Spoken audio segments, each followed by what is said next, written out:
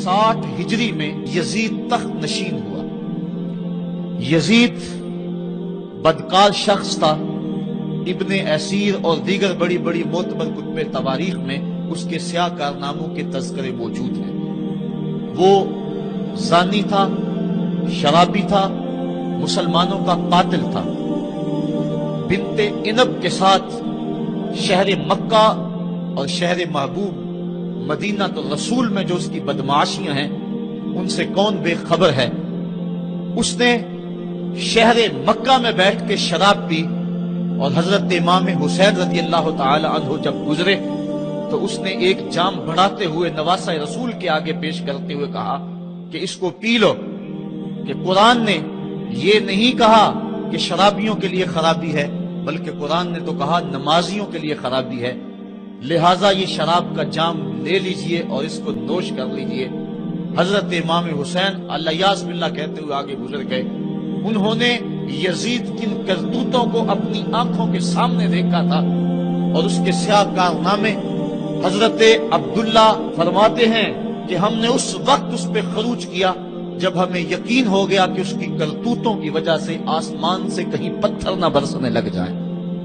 صرف واقعہ کربلا ہی نہیں، اس نے مدینہ الرسول کے اندر 700 صحابہ کو شہید کیا، 10,000 تابعین کو قتل کیا، اور 300 نوجوان خواتین کی آبرو ریزی کروائی۔ اور مکہ المکرمہ میں یزید نے کعبۃ اللہ پہ سنگ باری کی۔ یہ تاریخ کے حوالے ہیں جو آپ کے سامنے رکھ رہا ہوں، حتیٰ کہ پورا مطاف پتھروں سے بھر گیا، کعبے کا غلاف جل اٹھا۔ حضرت اسماعیل علیہ السلام کے عوض میں جو دمبا آیا تھا اس کے سینگ کعبۃ اللہ کی چھت پہ رکھے گئے تھے، وہ سینگ بھی جل گئے۔ اسی لیے ان ایام کو ایام حرہ کہا جاتا ہے تاریخ کے اندر۔ 3 دن تک مسجد نبوی میں نہ اذان ہوئی نہ اقامت ہوئی، اور مسجد نبوی کے اندر یزید کی فوجوں کے گھوڑے بندھے رہے، منبر رسول کی حرمت پامال کر دی گئی۔ اب وہ یزید جب تخت نشین ہوا تو حضرت امام حسین رضی اللہ تعالی عنہ کو ولید بن عتبہ نے بلا کر کہا کہ تم یزید کے لیے بیعت کر لو۔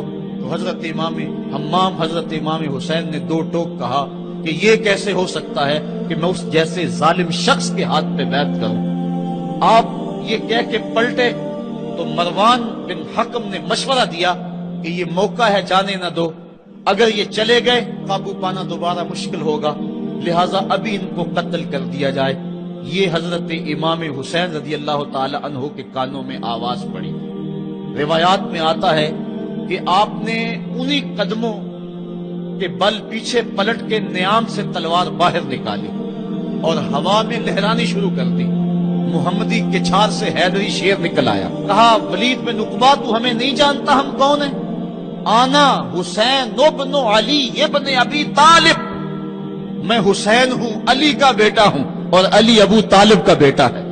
ہمارے گھر میں قرآن اترتا رہا ہے، فرشتے ہمارے گھر میں آتے رہے ہیں۔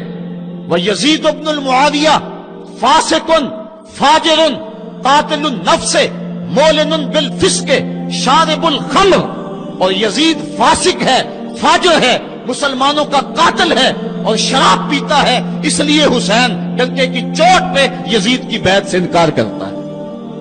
حضرت امام حمام امام حسین رضی اللہ تعالی عنہ نے انکار بیعت کی وجہ بیان کر دی۔ آج یہ پراپیگنڈا کیا جاتا ہے کہ یہ 2 شہزادوں کی جنگ تھی اور یہ اقتدار کے لیے سب کچھ ہوا۔ اگر یہ بات ہوتی تو ترمح بن عدی کہہ رہا ہے، حاتم طائی کا پوتا، جب آپ میدان کربلا کی طرف بڑھ رہے ہیں، حضور آپ میرے پہاڑوں میں آ جائیں اور 5000 کا لشکر آپ کی پشت پہ رکھ دوں گا، اور آپ جدھر بڑھیں گے وہ جان نثاری کرتے ہوئے آپ کے پیچھے ہوں گے اور یزید کی حکومت کے ٹکڑے کر کے رکھ دیں۔ حضرت امام حمام امام حسین نے ترمح بن عدی بن حاتم کی اس پیشکش کو ٹھکرا دیا، کہا میں تو کسی اور کام کے لیے جا رہا ہوں۔